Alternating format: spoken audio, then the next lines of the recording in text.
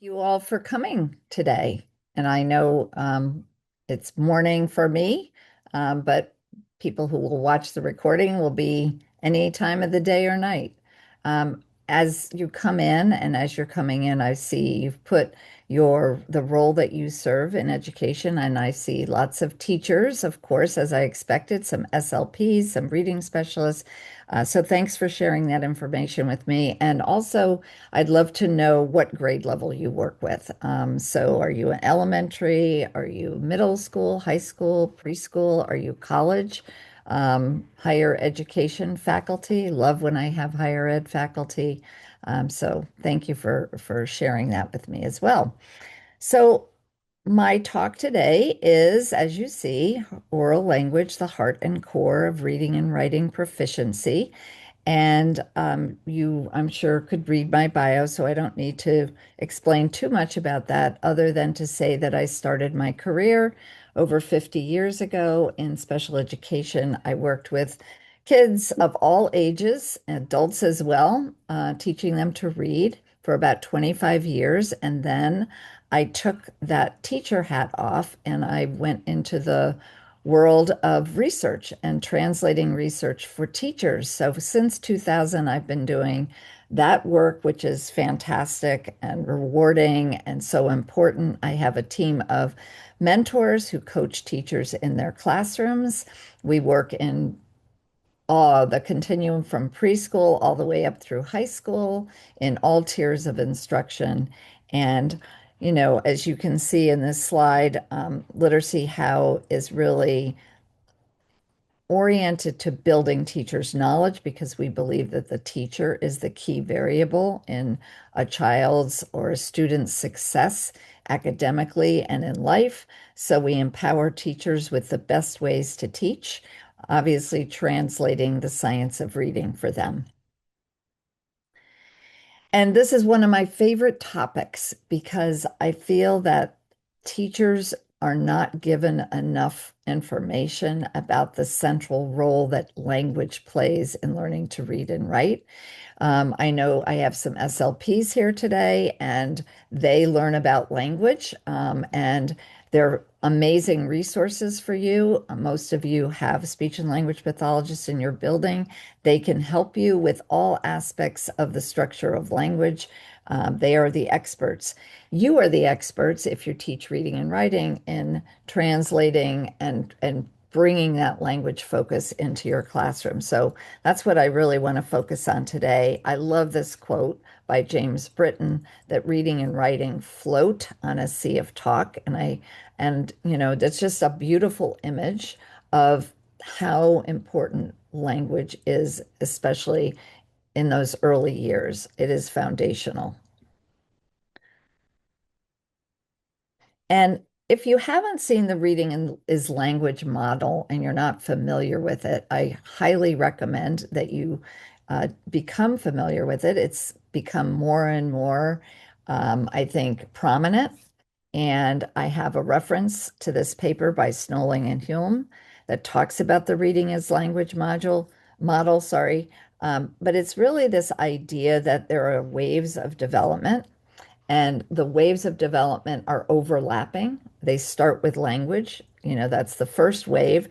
Then it overlaps with alphabetic skills that we, really introduce children to in pre-K. And as they learn how the English language works, sound, symbol correspondence, etc., then that wave leads to word reading. And then the word reading really facilitates reading comprehension. It's foundational to reading comp. But these waves are overlapping and they're continually interacting with each other. Today, this morning, this session will help you understand why and how oral language is at the core of learning to read and write, and how classroom conversations really support the student's ability to not only understand at a receptive level, but express themselves, which is so very important. And then I will introduce you to some instructional routines that would facilitate these conversations that I think should be in every classroom, supporting students' oral language skills. Stanislaus Dehaene had a session at Planet Word.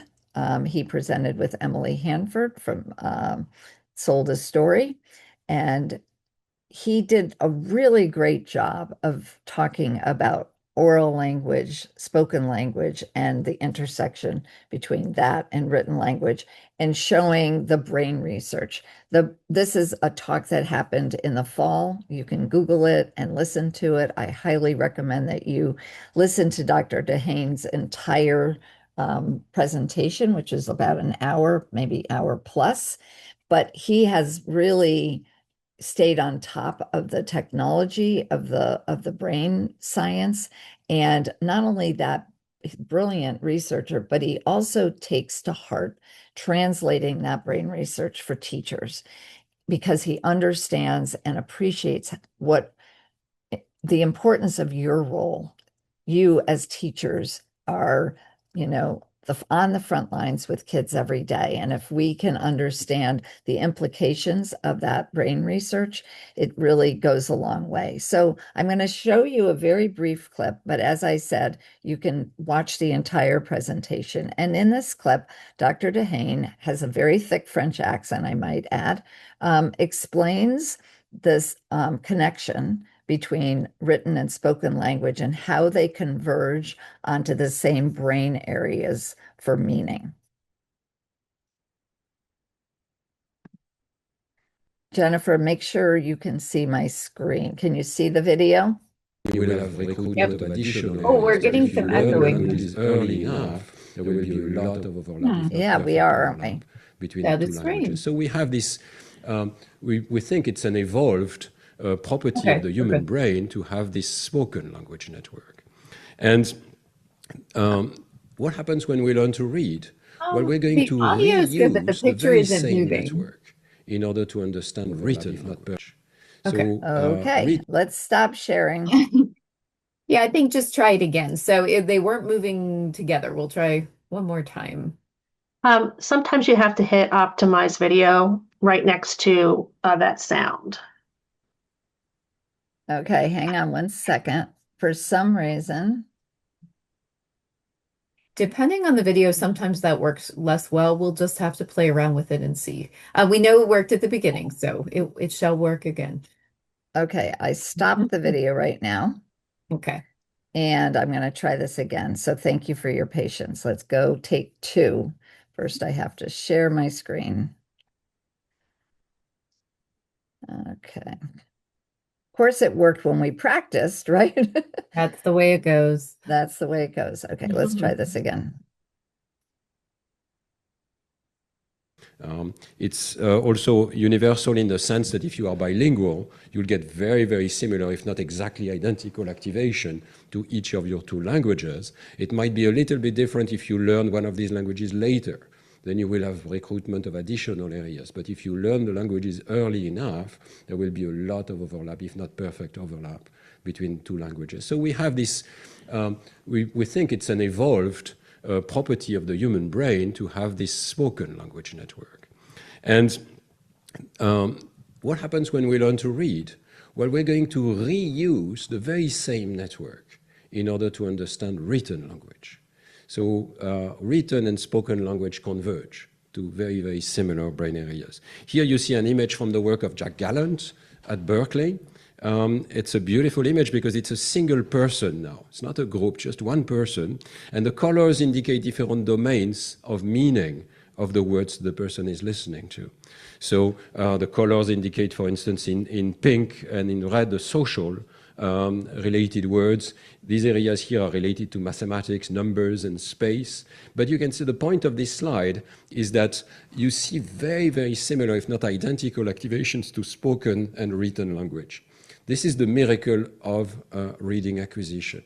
When we learn to read, we essentially learn to access this existing spoken language system through a new modality, vision, which was not anticipated by evolution. This is an invention now. So we have this evolved spoken language system, but we learn to access it with a new invention. the invention of the alphabet and of writing systems. I just love, love how he explains that and love the image. And again, it's so important for us as teachers to appreciate how important it is to see those connections between spoken and written language. And Dr. Dehane explains it further, as I said, you'll see that in the successive parts of the talk. So let me go back to my presentation. I have another short video clip that I'd like to show you now. And again, this one isn't as long. This was, I think, in its total time is maybe 7 or 8 minutes. But again, in the interest of time, I'm just going to share the first few minutes. It's a relatively new video produced by BBC talking about why reading isn't natural. Here we go. Jennifer, make sure you can see this as well. I can see your face and helps to see you nodding. So clicking on this video activated circuits in your brain that took thousands of years to develop.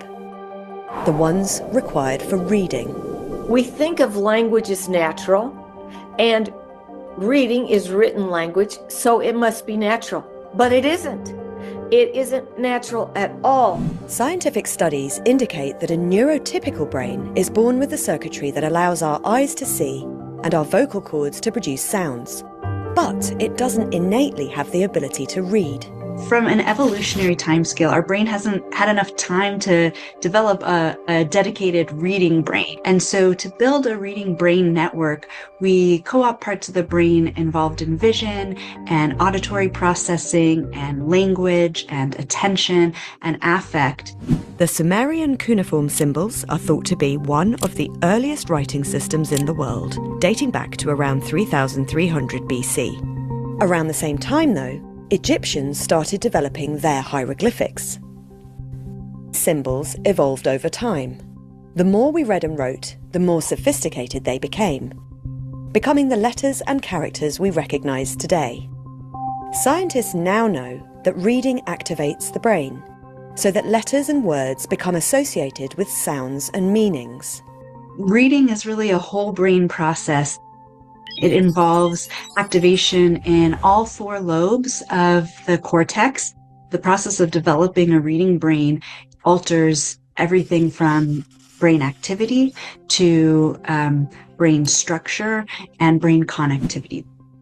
And the language we read also shapes our brain. Chinese characters, for instance, are an example of the logographic system. Each object or idea is represented by a symbol, rather than by a set of letters of the alphabet. Research indicates that learning logographic writing systems activates different areas of the brain than learning an alphabet-based language, like English. The areas involved in visual memory and visual association do more of the work. This theory was corroborated after scientists studied a bilingual patient who knew both Chinese and English. The man suffered a massive stroke, which affected some areas of his brain, including his ability to read Chinese. But, astonishingly, his proficiency in English remained intact. It's a beautiful example of how the brain's circuit reflects the requirements of Chinese, which inevitably means more visual memory and visual processing of those beautifully intricate symbols or characters. Whatever the language, reading not only impacts the brain, but it also affects us on a physical level. We might feel in our guts the nervousness or the pain of a character. And I mean that not only like I feel it inside me, but I mean that literally, like the anterior insula, which is responsible for gastromotoric movement, for feelings of nausea and pain and discomfort, is also the part of the brain that's associated with many of the empathic processes. And the brain is very adaptable. Evidence suggests that it's all right, so I'm going to stop there. Like I said, there's a few more minutes of that, but you get the idea. What the video is really getting across is how we co-opt the areas of the brain that are there for language and use them to develop those reading circuits. And I love the way Marianne and her colleague talk about the affective aspect of reading as well. So there's so much that we're learning now from this brain research. And again, seeing that connection and the importance of oral language as foundational to learning to read, no matter what language you're reading and speaking. Clicking on So, what is oral language? Well, I define oral language as the process of speaking and listening so that we can communicate meaning. And that's really important. Like, we now know how important it is to teach our students word recognition skills early, but that should never happen devoid of meaning, right? Because you can see that when you're learning to read, you're connecting the sound, the symbol, and the meaning always. And the other aspect of that is really important to take home here is that children learn language as they're interacting with adults and peers, right? You're not going to learn language from a screen. So that's very important. Putting kids in front of smart boards and having the smart board read the book to the child versus the human, the teacher, the paraprofessional, the parent, it's not going to stick. So we have to remember that when we're putting devices in children's hands. I helped co-found a preschool at a children's museum in Norwalk in 2012, and the program is still alive and well. It's called ELLI, Early Language and Literacy Initiative, and this is just a little short video that shows the importance of this interaction in meaningful contexts. And you'll hear a really cute exchange. Hopefully, you'll hear and see it well. What kind of volcano is this? Active. Active. And what does active mean? I don't even know what that means. Lava's coming out of it. Lava's coming out of it? And that's a volcano when it's about to erupt. What happens? It starts to what? Move. It starts to move, right? You feel a little bit. What is this? This is not moving because this is a dormant one. The dormant one. And it's so sweet to hear that little girl talk about dormant, the eruption, active versus dormant. Like vocabulary matters. And while you're building young children's knowledge of the world, you are also building their vocabulary knowledge. And we know how critically important that is to comprehending and learning in general. So I'd like to ask you to put a word or two, short phrase in the chat and tell me what you believe the qualities of a good communicator are. Because we're going to talk about that as we go through this presentation. What do you think of when you think of someone who's a really good communicator? It could be a child, it could be an adult.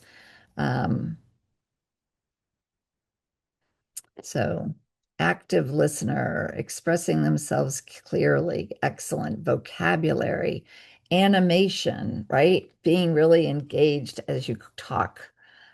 Explicit, love it, love it. Expresses meaning, wanting to convey meaning, eye contact, excellent. Okay, wonderful. Thank you. Those are all really important aspects of communication. And we're going to talk more about that, as I said, as we go through the presentation.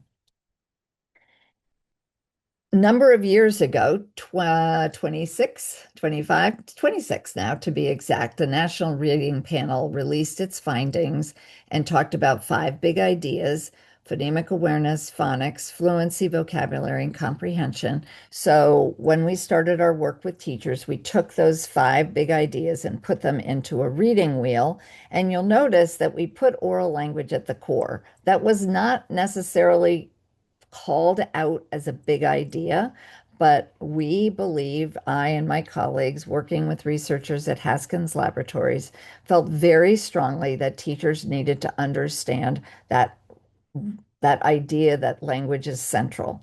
You also might notice that we took fluency out and replaced it with syntax, and that's another story for another day. Not to say that reading fluency isn't important, because of course it is, but we talk about it in the context of reading accurately, automatically, and with prosody. And prosody really kind of speaks to syntax. There are four language systems. This is fundamental knowledge, and most of you know this. We have oral language, as I mentioned before, which is language by ear, listening, and language by mouth, speaking. And then we have written language, language by eye, reading, and language through writing, the hand. And so you can see that the receptive language is sensory, has sensory input. The expressive language has motoric input. And by motoric, I'm not just talking about handwriting and kinesthetic with the hand, but I'm also talking about speaking with the mouth, because for those of you who have studied phonemic awareness, phonological processing, you know how important it is to acknowledge the articulatory gestures that your mouth makes through your speech apparatus as you produce these sounds. So I think those four language systems are really important to understand. I also want to take you back. I'm not going to play any more of Dr. DeHane's video, but I want to highlight these timelines that are very different for spoken language acquisition and reading acquisition. So you can see down here we have birth through preschool, right between birth and preschool, right? We see a very steep line as we acquire language, right? A steady growth, 10 words a day. And now we have the trajectory, which is very different for reading acquisition. Starts pretty steeply in first grade as we learn to decode, and then many new words and sentence structures are acquired through reading all the way up, through the grade levels. So a very different trajectory. And in the presentation that Dr. DeHane did for Planet Word with Emily Hanford, he talks more about that. Going back to that idea of four language systems, I like to talk about multimodal instruction rather than multisensory, because the modal idea of eye, ear, mouth, and hand really drives that idea home. Another concept that I believe is really important as we think about the importance of oral language is that in order to convey your thoughts, right, and how you're thinking and your rationalization for responding a certain way, you have to have language, right? By giving our students practice in talking with others, we actually give them frames for thinking on their own. And Lev Vygotsky said this in a really important book he wrote back in 1978 called Mind in Society. I imagine I'm going to be introducing many of you to a term that maybe is unfamiliar to you, and the term that I'm going to use is called oracy. Oracy is essentially oral language, but the definition is the ability to express oneself coherently and to communicate freely with others by word of mouth. This was coined by Wilkinson in 1965, a researcher from the UK. So oracy is the term that's used throughout the UK with Voice 21, and that is the national charity that actually exists in the UK to enable teachers and schools to provide a high quality oracy education. This is the idea that you can articulate your ideas and therefore develop understanding and engaging with others in spoken language. You are going to see a QR code at the end of this presentation. The QR code will take you to a list of live links that will give you access to a lot of the information that I'm going to be sharing with you today, including the Voice 21 website, where they talk extensively about oracy and what that actually means. As you can see in this Venn diagram, we learn to talk, right, in the early years, and then we ultimately learn through talk. It's like learning to read and reading to learn, right? Same concept. But in this case, oracy is really the overlap between that phase of learning to talk and then ultimately being able to learn as we engage with others. And while we teach students to become more effective, not just speakers, But listeners, we empower them to understand themselves better, right? As well as each other and the world around them.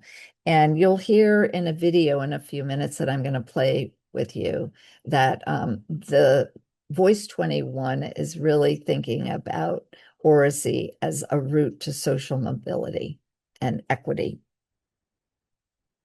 So here's the video. Again, I'm not going to play the entire video because, I have so much more I want to share with you today, but you'll get a snapshot. And I would love to have you, as you watch this video, share some things that impressed you and just jot some things down in the chat. And I'll take a look at what you're sharing and see if you pick up on some of the same things. But what you're going to notice is that the students are exemplifying how this talk deepens their content knowledge and understanding. And you'll also notice that talk is very much planned, intentional, modeled, scaffolded, and all these things. So again, take a look at the video, and Jennifer will give me a thumbs up if you can see it and hear it. Put your hand up if someone in your family comes from somewhere else in the world and has come to live in London. Could you turn to the person next to you and have a discussion about this talking point? I think Stratford is a better place to live because they're not against anyone and it's... Well, can I just clarify you? What do you mean by, against? What we see is the keystone to everything that happens in the curriculum. There are such high expectations for talk, and it does really make a difference in the children how articulate and how confident they are.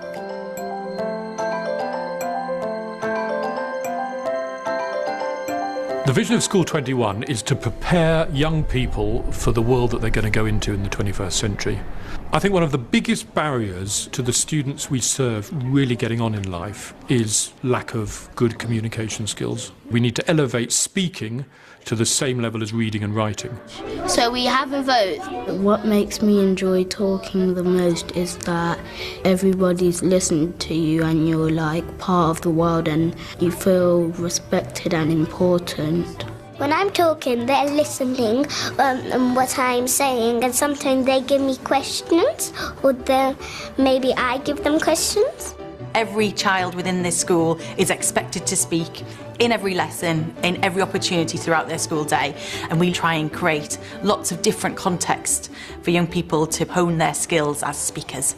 Right, so what I want us to do now is to have a discussion about different kinds of culture, and I want us to discuss this. Some cultures are better than others. I think every teacher, if you say to them, do you talk in your classroom? Of course there's talking in the classroom, but what's different here is the deliberateness of it.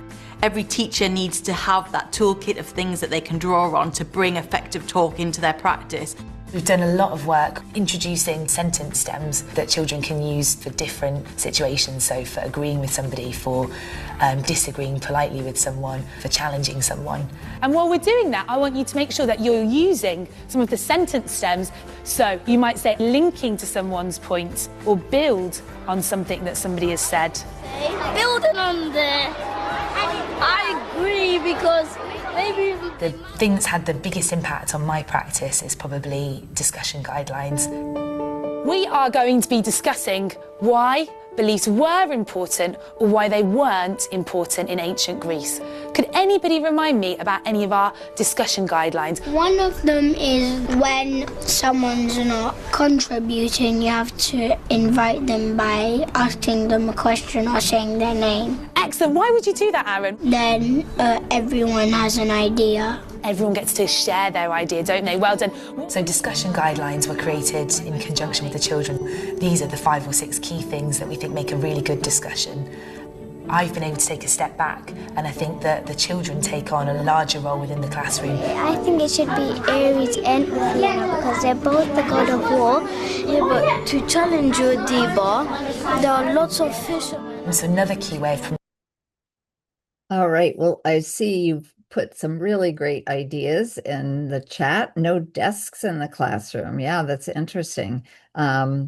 You feel respected and important, social mobility, effective talk, feeling part of the world, feeling heard, building off each other. Really, that's important. It is a true discussion, right? Um, there's an explicitly trained routine. Absolutely. I love what you said here, David. Hugely rooted in culturally responsive teaching and developmentally appropriate conversation. Excellent. Yeah, the discussion guidelines are great. I'm going to share some examples with you of that. But yeah, take a look at this video, and every time I watch it, and I've watched it hundreds of times, I see something else that just is so impressive.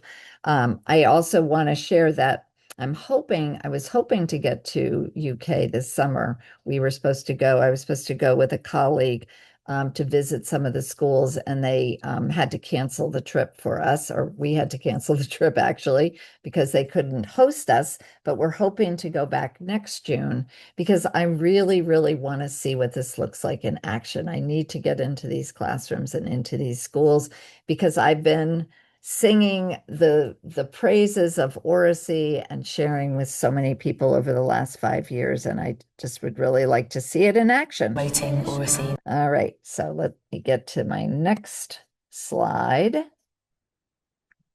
Okay. This is another great paper and a resource that you'll find when you get that resource at the end, 10 ways to make oracy thrive in your classroom. The Oracy Cambridge team that consists of these folks and many more has lots of really great information, not just theoretical, like there's lots of practical aspects of this, practical routines, things that you can actually take into your classroom when you get back to your classroom. Again, I'd like to engage you for just a moment and just write some things in the chat about what you believe characterizes a successful discussion.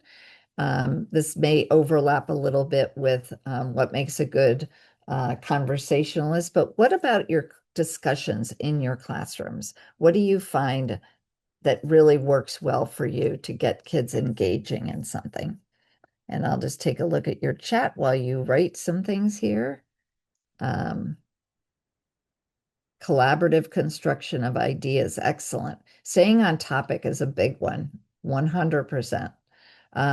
Having the routines for sure makes a difference. Focused but open-ended. I love that, Beverly, right? You want to have a focused topic, but you also want it to be open-ended so kids can actually share. Authentic talk in a safe place. Perfect. Respectful. Excellent. Okay, so those are all great ideas. I want to share another great book and resource with you is this Oracy Framework, The Transformative Power of Finding Your Voice by Neil Mercer. This is also in your reference section at the end. And what Neil and his colleagues did was conduct studies, and the studies looked at collaboration and what did they see happening in these classrooms and what were the students doing. And you can see they participated actively. They shared relevant information. They engaged critically, but constructively. And that's an important point, right? That you're not challenging the person, you might be challenging their idea. So that's an important point.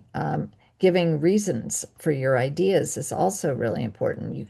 You have an idea, you have a reason, but to be able to explain why you think that way is also very important. Asking questions. We know how important it is for children to really understand the role that questioning plays in oral language and obviously when they're reading as well, and then building on each other's responses and then striving for agreement. So these were some commonalities that they found when they looked at effective collaboration.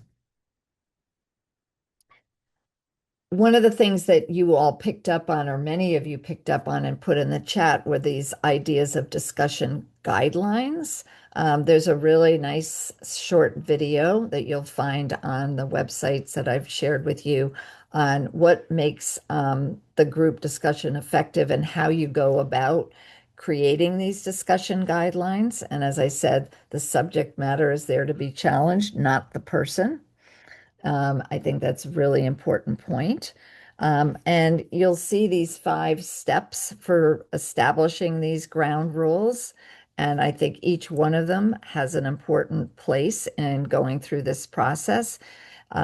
Raising students' awareness first about how they talk and how they work together, asking them before you create these guidelines and ground rules, what are their experiences of working in groups, getting the students to agree on the set of ground rules, right? So you may have like 25 different opinions, but you only want like 7 or 8 ground rules or discussion guidelines.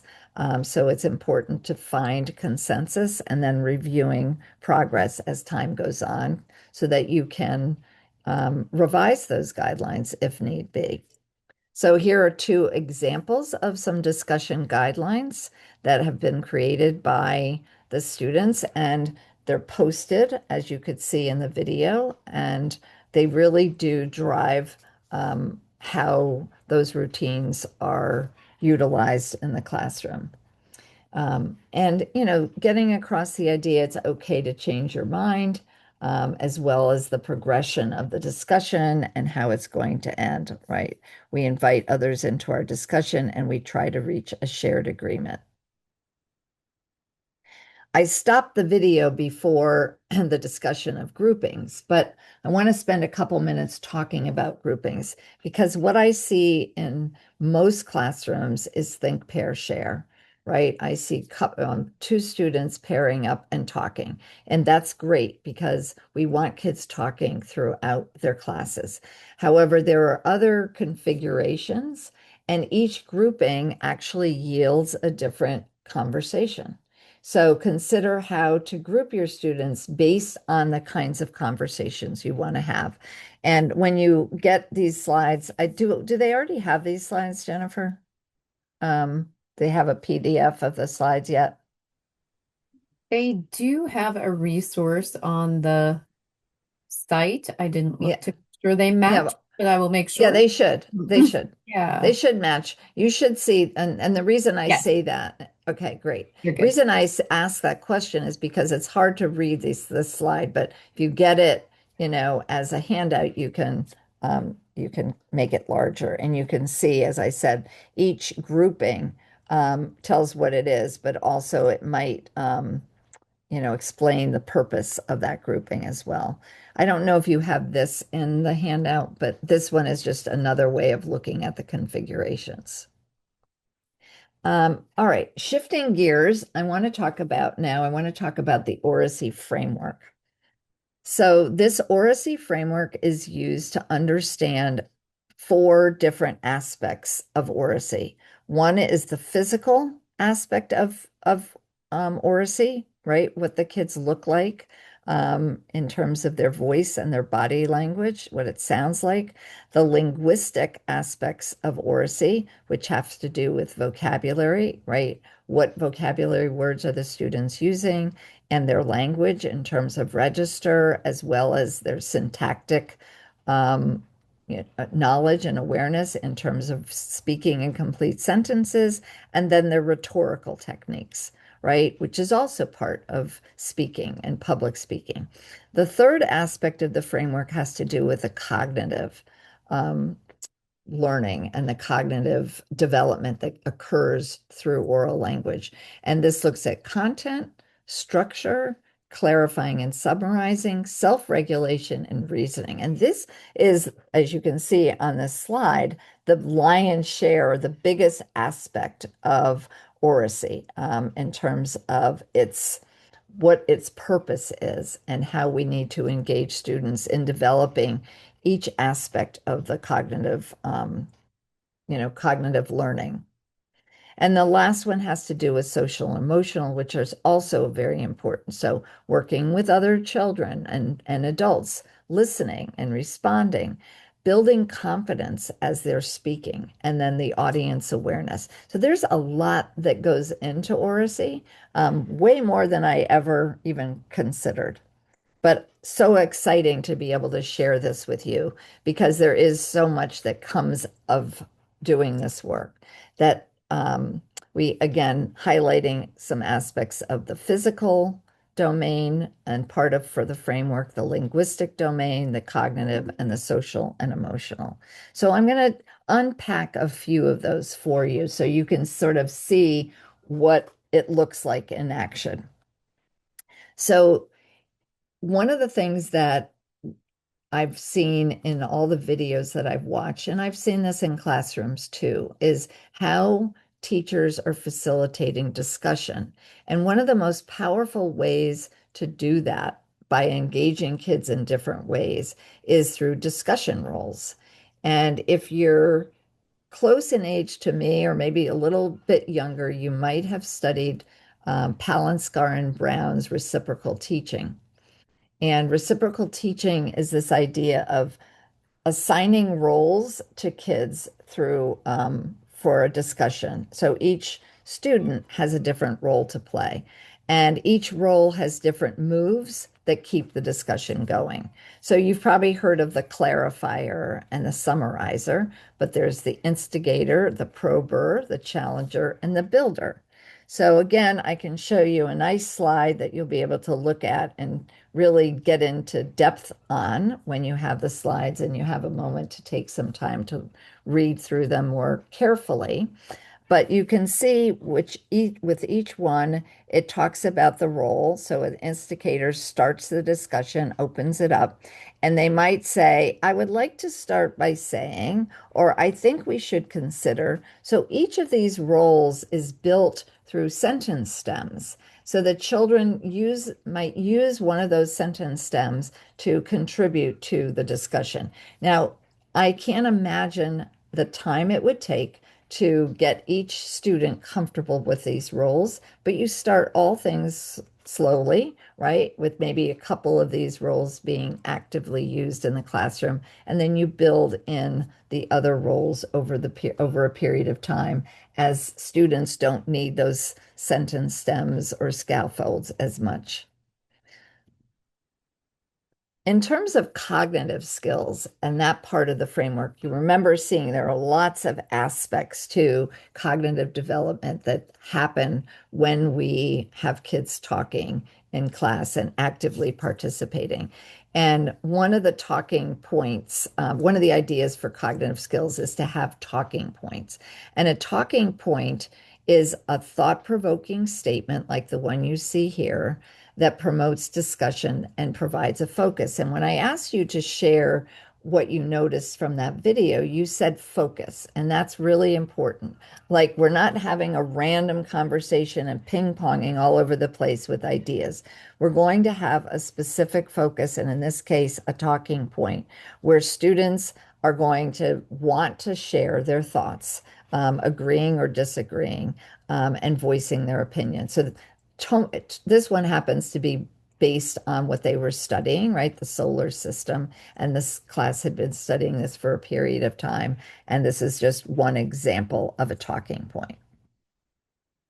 But the idea is that we're talking about talk.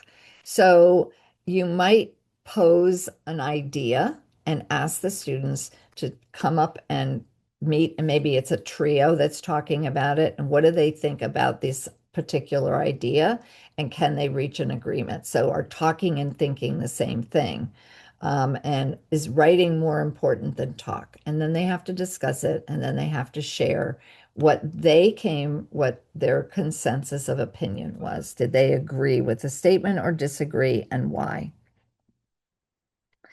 I'm going to show you another little clip here that looks at this idea of talk detectives. And I love this clip. It's very short, but you'll see the students with clipboards and a checklist of things that they're going to look for when their peers are talking. And the checklist might include some things like what you see here. In the physical domain, are they speaking loudly and clearly? Are they using hand gestures to get their points across? In the cognitive domain, are they giving reasons for their opinions? Are they asking questions? In the linguistic domain, are they using that great vocabulary, that set of words that they've been studying in the particular content area? And then socially, emotionally, are they tracking the speaker? So these are all things that the teacher has explicitly taught them, and now they're going to critique their peers. So take a look. Right, as we are having our discussion, we are going to have two talk detectives that are going to be coming around and spying. So today we use talk detectives, which go around and listen into people's discussions. And I want you to see if you can spot anybody that is using any of our discussion guidelines, okay? Right, off you go. Discussion guidelines were created in conjunction with the children. We looked at key things that we think make a really good discussion.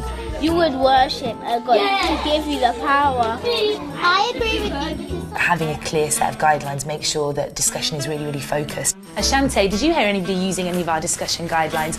I heard that Ria was building onto Anna's idea.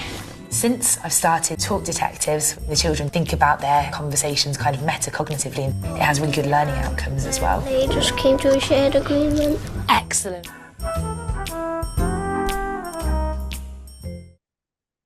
I love the music that goes along with Talk Detectives too. So the next thing we're going to talk about is listening. So we've talked a lot about speaking, and the speaking is certainly very important for articulating your ideas, explaining your opinions, your rationale for thinking. But we also know that listening is an important skill and something that many children struggle with. So just like everything else, explicit instruction goes a long way, and then modeling what does listening look like. So in the physical domain, we're looking at facing the speaker, the eye contact that many of you put in the chat when I asked you about what are some of the qualities of a good communicator. Remaining calm and still. So if you're bouncing all over the place, your kids with attention issues, it's hard to imagine that you're actually listening to the person. In the cognitive domain, in the linguistic domain, a great thing to do is to stop periodically and ask the student to paraphrase. What did I just say? And you don't wait till the end, right? You might stop and do that along the way to make sure that they are paying attention and that they are able to hear and process what you're saying. In the cognitive domain, there's lots of things that we are looking for in terms of listening. Summarizing, which is a very difficult thing for many of us to do, even adults. Taking the kernel of information and being able to state what that is versus all the details. Asking questions is also a good sign of an active listener, someone who stops and says, I'd like to clarify, or whatever they might do to just make sure they're on the right track and getting what it is that you're sharing. And then building on what has been said is also another wonderful quality of a good listener. And then the last domain is the social and emotional. So as someone's listening to your story, and whether they're smiling because it's a great story, or they're, oh my gosh, because it's a cliffhanger. You're talking about something dramatic that might have happened. Words of encouragement, reacting and refocusing. So these are all things that are part of the listening skills that we're going to explicitly want to teach our students. And while I have this slide up, I also want to point out an excellent book called The Oracy Imperative that Gaunt and Stott wrote. Gaunt and Stott are part of the Voice 21 team, and you saw them featured in the video I shared. They wrote an incredible book that I keep going back to because it has not just, again, the theory behind oracy and why it's important, but also how to make it happen in your classrooms. So you can order that on Amazon. It's a great book, and it's in your reference section. One of the things that they talk about in this book is a listening ladder, and the listening ladder is constructed so that children can see the different sort of from simple to complex aspects of listening that they can be working on. So the very first thing a listener has to do is to give 100% of their focus to the speaker. And then next on the rung, the next rung on the ladder is being calm and still. Next is having eye contact. So these are all aspects of the listening ladder that you can actually use, and this has been used to help students become better listeners, and making them more aware and reflecting on how they do. So they could pair up with one person, and one person can be critiquing while the other person is doing the talking, and vice versa. The whole idea here is that we're going to explicitly teach these oral language skills just like we teach decoding and word recognition and vocabulary knowledge. Like we build those skills and that knowledge through explicit instruction. So we're going to make sure that we explicitly teach the skills. And these are just some things that we might be thinking about as we're building those skills, asking students what helps them listen, what makes it difficult, and then offering them activities that are designed to focus their attention, and then discussing what effect the activities had after the fact. So really engaging them because they know themselves. If they don't, we're going to help them know themselves better in these different domains. And this is a book, My Mouth is a Volcano. It's written by Julia Cook, illustrated by Carrie Hartman. And it's such a wonderful story about a child who just can't keep his mouth shut. He just can't help but tell you what he thinks. And his mouth is like a volcano because he can't stop it. It just erupts.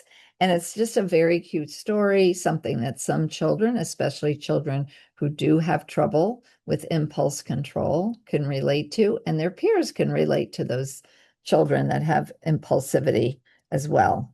And then a listening activity that is actually really simple is Simon Says. And I played it the other day in my great niece's second grade classroom. I played it with her kids, and it was so interesting. I didn't know her students. It was my first time visiting her. She's a first-year teacher. She's a phenomenal teacher for first year, and she has a class of children who are identified. I think she has 24 students, and 8 of them have IEPs. Why did the principal put a first-year teacher in a class with 8 children with IEPs? I'll never understand, but she was doing a darn good job of managing those kids. She's had them all year. But we played Simon Says, and afterwards I said to her, Maddie, the kids that had trouble, they went right to their head or their toes or whatever before Simon said it was okay to do that. And she said, oh yeah, every one of those kids has either a 504 or IEP. So there you have it. We have to give a lot of practice with that one. In the book that I just mentioned, there's a really cute activity called If I Ruled the World. And last week I was at the Georgia Lit Link conference, and I did a presentation on oracy, and I played this game with the teachers that were in the audience, and they really enjoyed it. I can't play it with you. That's the hard thing about doing a virtual presentation. But here's how it works.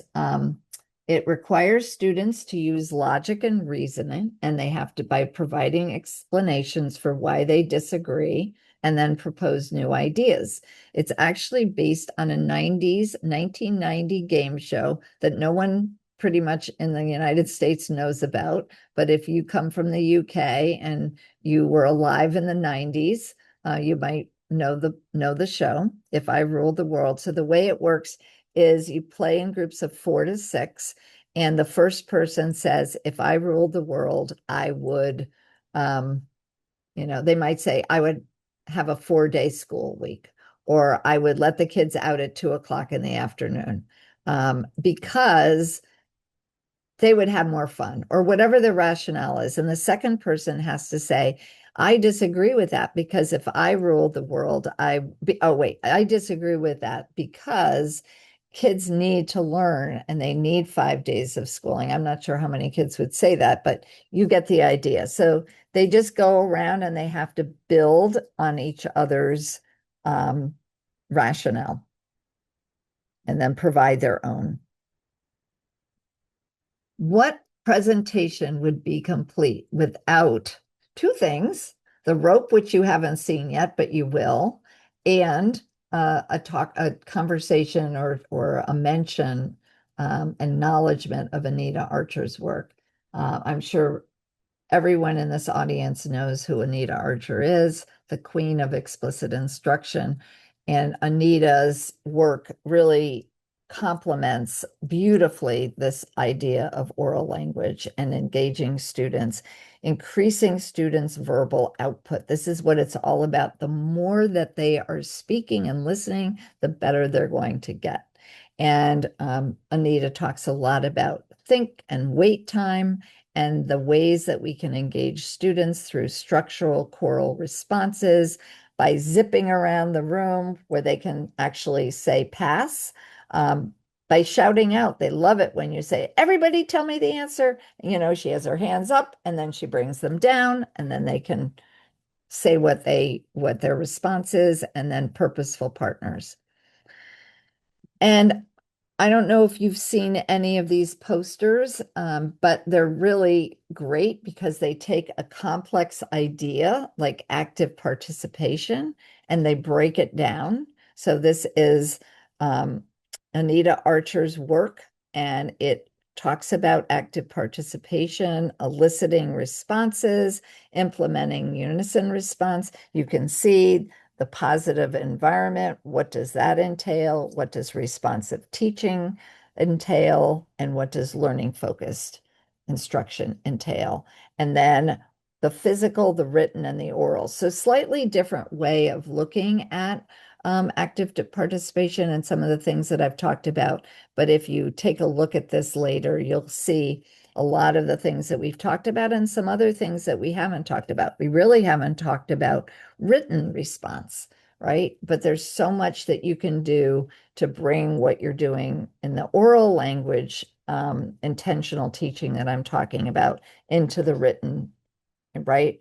Exit tickets are great. Response cards, right? Holding up a whiteboard, and that type of thing.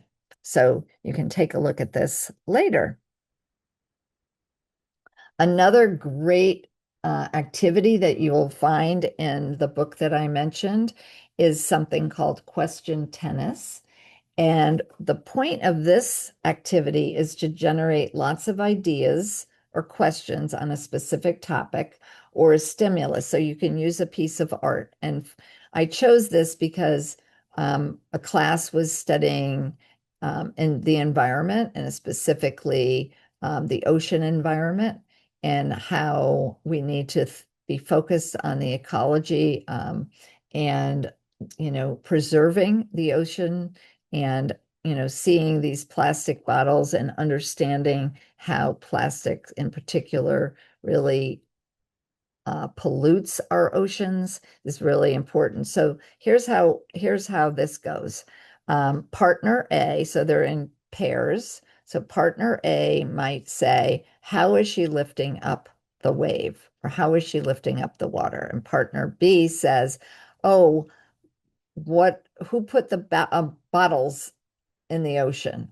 And what is he or she thinking? And then it's just a series of questions. They're not necessarily related to each other, but it's rapid fire asking questions. And it's question tennis, because if one person hesitates for too long with the question or can't think of what to say on their turn, their partner wins a point. We played this as well last week, and the teachers really enjoyed it. So you can take this in many directions. But again, the idea is giving them practice thinking and asking questions.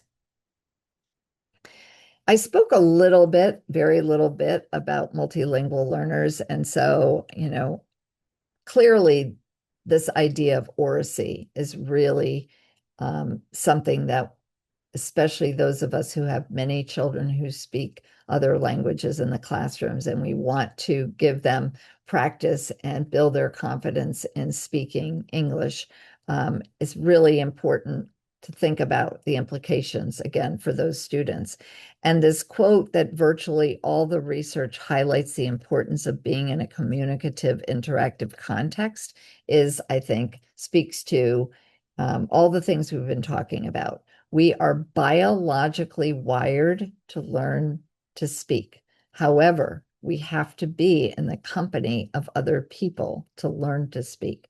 And that's true whether you are a 1-year-old or, a 10-year-old learning a different language. You have to be interactive, working and communicating in an interactive context if you want to pick up a language. So that means high quality talk happens throughout the grade levels. It's really important in the early grades, asking questions that encourage thinking, as I've talked about, and what we call decontextualized language. Decontextualized language is the language that the academic language that is spoken predominantly in classrooms. So we might say to a child, who do you plan to play with at recess today? And what will you do before they go out? And they have to respond with a complete sentence. We structure talk time with purposeful partners, and we engage in read alouds. Because the read alouds that we want you to be reading to your students, not just in the early grades, but all the way up through the continuum, right? Middle school, high school, you can read aloud. The books are going to be different, obviously, but because of the book language, what is called book language or academic language is very different from conversational language. We want to make sure that you're exposing students to that. And Mary Ellen McDonald wrote a great article for Perspectives Journal, which is the journal of the International Dyslexia Association that is written specifically for teachers. It's an excellent publication. And in this issue devoted to syntax, Mary Ellen McDonald says, to tell a story to a distant reader, the author must use very different language in the speech of conversations, right? So she calls it book language. Lots of people call it book language. Again, it's the idea of more words, more detail, and importantly, different types of sentence structures. And because not all children have been exposed to this type of academic language, the book language provides opportunities for all children to experience these words and sentences that they would rarely encounter in conversation. So here's the rope. I promised I would show it to you. And I do love the rope for so many reasons. But for today's conversation, I want you to notice the top of the rope. I think most of you are familiar with it, but let me just go back. Sorry. And let me just point out the top of the rope has to do with language comprehension, which some people call listening comprehension, basically the same idea that there are these 5 strands that interact with each other in order to develop strong language skills and language comprehension. So we know a lot about the role that background knowledge plays. We know that vocabulary is highly correlated with comprehension, both language comprehension and reading comprehension. As I mentioned in that prior slide, academic language, book language has different types of language structures, most notably sentences that are, can be simple yet complex, right? Complex ideas.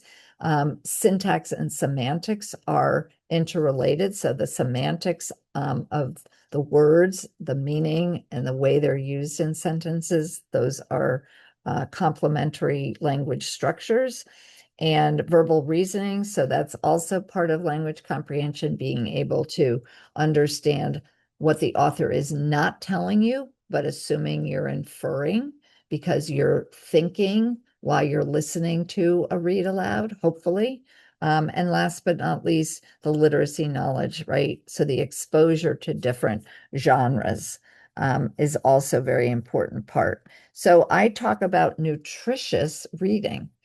And nutritious reading would be an interactive read aloud that actually does all these things to build a child's language comprehension. So you can see here is the strand on background knowledge. Here's the one on vocabulary, where we're going to talk about words, especially multisyllabic words, and we're going to be very selective with the words that we explicitly teach from that read aloud.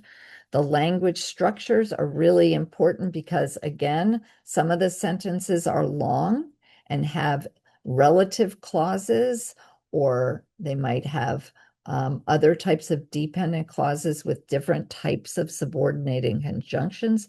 Kids can get lost in those sentences. So we're going to make sure that we have a way to help a child deconstruct those sentences, stopping and asking these inferential questions. And when you do, asking for a student to respond with a complete sentence. And lastly, reading a range of discourse genres. So these are just some things to think about when you're choosing the books to read aloud to your students. And again, don't stop in third grade. Keep going. Middle school students benefit from listening to a chapter book or perhaps a book, a nonfiction on a topic that they're studying. So as I'm wrapping up, because I do want to spend a few minutes at the end, I have 8 minutes left. This is just a quick little review of why quality oracy instruction or education matters in terms of narrowing gaps and promoting equity. And my call to action for you, whoever you are joining me today, think about how you can encourage either a school-wide culture, a classroom culture, or a home culture of thinking about integrating routines. You can do this at home, at the dinner table, through conversations. There's other ways, even if you're not in a classroom, of having routines across classrooms so all students' voices are heard and valued. Here are my references, and there's the QR code for the resources that I mentioned and the websites that I've referred to. Great, thank you so much. We did have another question. Sorry, I got carried away providing links to things. Here we are. Can you suggest caretaker-friendly resources? And this individual goes on further to say, due to a variety of factors, conversation seems to be dwindling. This is perhaps an opportunity as educators to support families in oracy. So absolutely. So if when you go to your references, you're going to see a reference for Cox Campus. And Cox Campus is a virtual campus that is resourced by the Rollins Center in Atlanta, Georgia. I've been working with the Rollins Center and the Atlanta Speech School for 6 years now. It's an unbelievable place, physically and virtually. But here's the thing, the Cox campus has resources for caregivers, for parents, for teachers too. Every single course on the Cox campus is free. You don't have to pay a thing. Just go to the coxcampus.org, sign up, and you're going to be blown away by the resources that are there. And like I said, a lot of them are there for lay people, caregivers. There's an amazing video. If you Google on YouTube, The Promise and the Atlanta Speech School, you'll see an incredible video that is actually geared for caregivers and talks about the importance of them talking to babies. There's also an incredible video. The Marietta City Schools have been doing a program called Talk With Me Baby. So if you Google Your Fantastic Mind and Talk With Me Baby, you'll see a documentary about the work that they're doing in Grady Hospital for newborns that are born. And they actually have people that are interacting with new moms and explaining how important talking with your baby is, and what does that look like? So I hope I gave you some good resources there. That is great. Thank you so much, Margie. And thank you for everyone who participated in this session. This was really wonderful. We value your insights and your questions and your enthusiasm. So thanks to everybody. As we wind up for this session, please remember there are no session codes for the entire symposium. In order to get credit for this session and all the others, click on the credit tab on the Pattern Events website for detailed credit information. Now, this is an important announcement, which you have not heard before, but you may have received an email about. We are changing the way that we are running the last session, the last keynote, which is at 11:30. In order to fully participate in that, you're going to join a Zoom webinar. We ask that when you go to your Pattern Events page, you refresh it, because that will allow the Zoom webinar to come up. If you try to jump in that previous link that was on there, you won't be able to join our keynote, which I know we'd all be really disappointed about. So please make sure you refresh to get that Zoom link. All right. Well, thanks so much, everybody. Thank you, Margie. Remember that we have our last keynote, sorry, at 11:30. We look forward to seeing you all there. Thanks, everyone. Thank you all. Enjoy being with you. Thank you, Dr. Gillis. Take care.